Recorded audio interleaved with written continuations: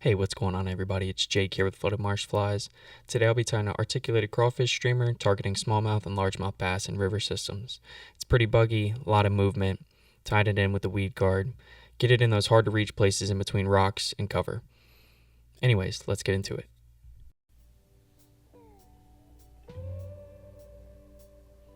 Hey guys, so here I'm tying with a 1/2-inch shank from Fly Tires Dungeon. We're just making the crawl portion here, so I'm going to start my thread towards the front. We're going to work on getting those two pieces of wire to really bind together and be strong. Just making a good thread base here. Here I'm going to put on some dubbing wax. This is optional.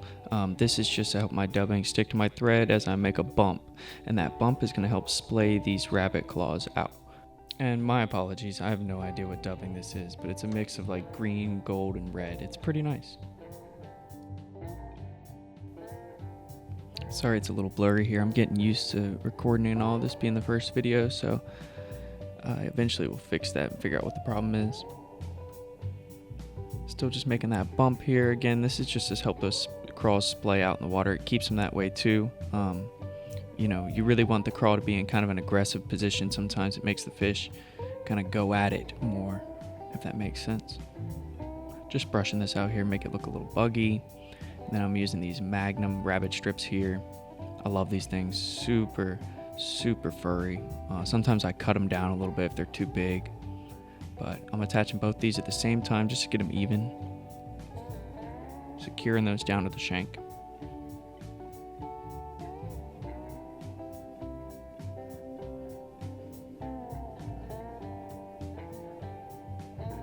Pretty even pressure here, just making sure that they are splaying out like I said, maybe throwing a couple wraps behind like I'm doing here. Really just making sure that they're secure, they won't fall off of that little shank there.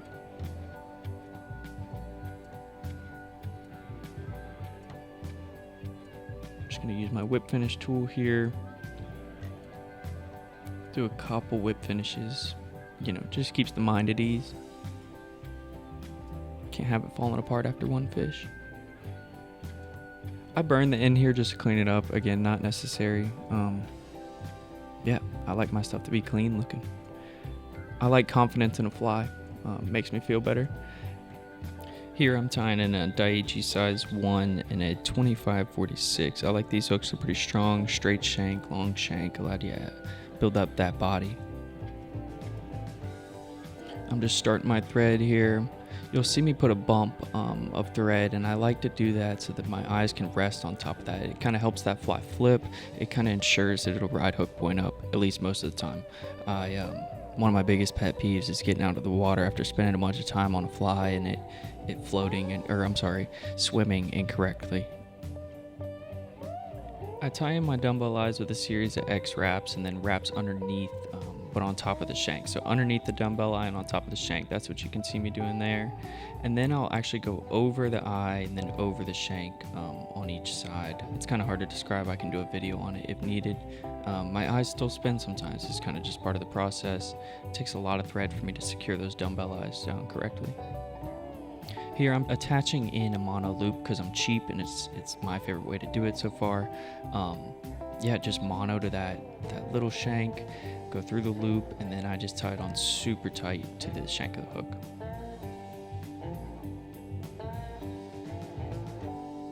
Making sure I have it lined up correctly here. I want the right profile. I'm trying to match the hatch in my area. This color's pretty good for my area. I would like a little bit more rust color. They're pretty red right now, but it fishes.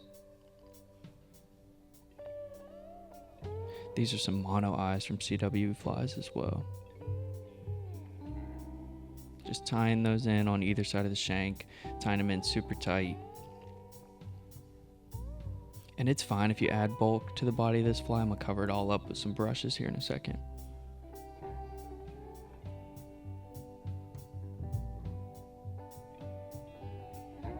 You see me kind of bending this mono back. I'll kind of train it back just so those eyes will also splay out just a little bit. Maybe that's just more of a looks thing. I don't know if it fishes better like that, but it definitely looks better. And like I said, confidence in your flies is half the job in my opinion. Here I'm just tying in some crystal flash, just a little bit. I didn't want this to be super flashy, but a little bit kind of helps them see it in murkier water sometimes, even clear water, you know. Sun can reflect off that shell. It's not a non-natural thing to see some flashy animals in the water. Just securing that at the bottom of the shank, kind of making sure it goes up. I want it to be even. And you see I'm not going out past the claws here.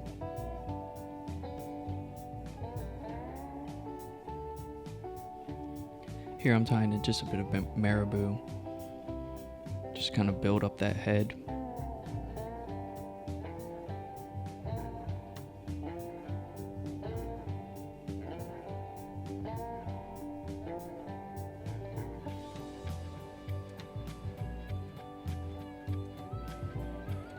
You see I'm tying it just after that hook point and probably in between the hook point and the barb there. That's just where I found that I like it. It's well balanced. And it makes enough room for this foxy brush and the tarantula brush later. Or I'm sorry, woolly critter brush later. I love this foxy brush. Looks good on craws, looks good on shrimps.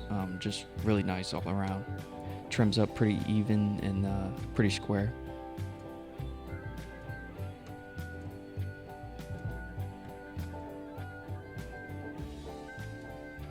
Just palmering it forward. Probably going to give this 4 or 5 wraps here. I can't really remember, but not too much. The goal is not to build bulk. It's just to kind of build up that body and give it some profile. You see, not super tight wraps, leaving a little bit of space in there.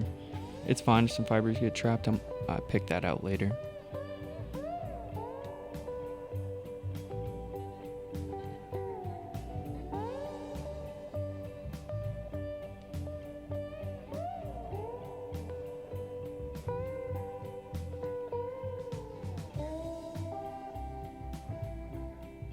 Grab my bodkin here, like I said, pick that out.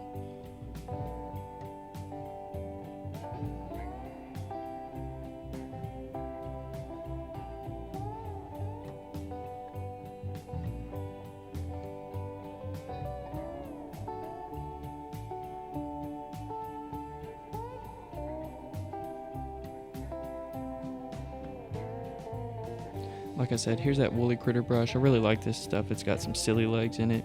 Just adds some movement, adds a little bit of bulk. It's not too long.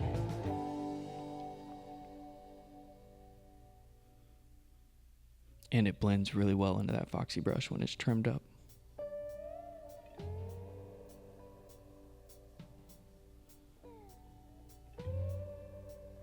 And you see I've left some space in between the dumbbell eye and the eye of the hook there. That's because I'm just going to tie in a bit of marabou here in a second. That's just going to finish up this fly. It's almost like the top shell of the crawfish.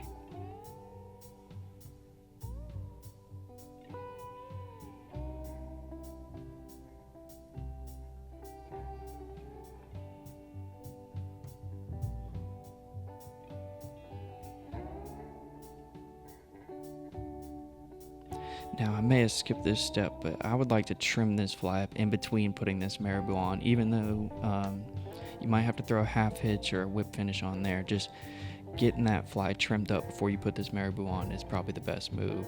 And yeah, then you're free to secure this marabou on. It really finishes up this fly, adds some bulk, adds some movement in the water. Yeah, I really like this fly. It's got a big profile, it catches big fish. And you can tie it in a bunch of different colors, a bunch of different sizes. It's pretty simple. I mean, of course it's articulated, but it doesn't take that long to attach 2 pieces of that zonker strip to the shank. Really just kind of trying to clean up this head here. And then I'm gonna add this weed guard here. This is 35-pound mono.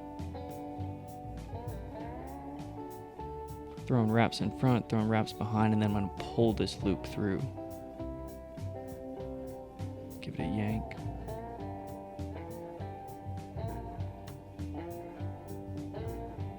Now, I probably could have added some dubbing around the eyes or what have you, but if the fish aren't too picky, they won't mind.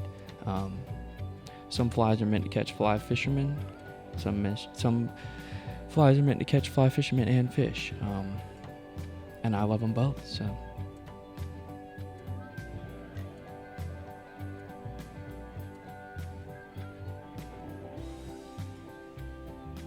just trimming up that weed guard here, trying to get it even with the hook point. A little bit past, just a hair. Then really just coming in here and cleaning everything up with that thread. We're whip finishing, then we're done.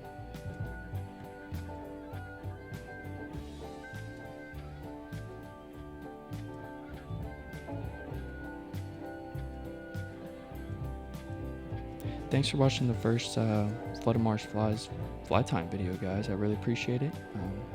Hope you tie this up and get out there and catch some fish. See ya.